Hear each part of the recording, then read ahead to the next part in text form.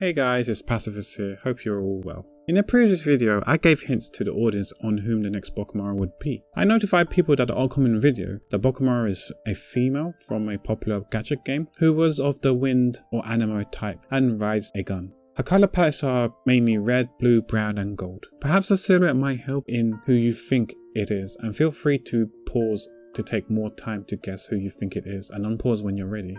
I'm assuming you've unpaused now and therefore have someone in mind. The Bokumaro that I drew was none other than Chasca from Genshin Impact. This was an off-stream priority request by a community member. Lately I've been juggling multiple projects including this one in 2026 and I'm still indecisive whether I want to up the amount of uploads of the weekly Bokumaros from 1 to 2. To give an indication of when I finished this piece, it was towards the end of January, so who knows when this gets uploaded onto YouTube. I know I have a healthy backlog or reserves of them, although I do have a queue of more to draw. I know it's possible to not draw for like 10 weeks and I still have enough of the weekly upload contents for YouTube. We'll see if I upload once or twice a week. It's possible that I could up it to twice a week until I'm down to like 1 or 2 left in reserve and then go back to once a week, but it's all up in the air at the moment. Chasca is a character that, funny enough, I was a fan of in a particular region called Natlan in Genshin Impact, a gacha game that's been around for a few years. She and 2 other characters from that region caught my attention,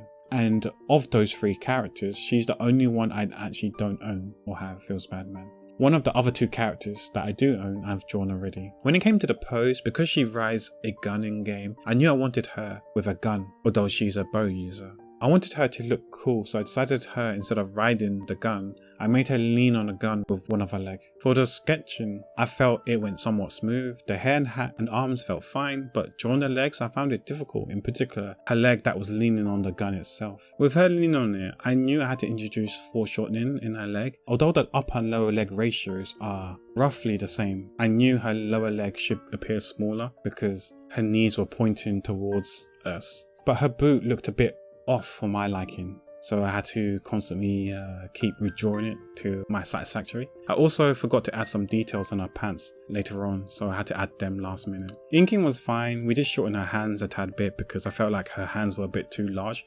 proportion wise. I was happy with this overall piece. This did take rather long, if I'm honest, and in light of that I did speed up the time lapse by quite a bit. What do you guys think of this piece?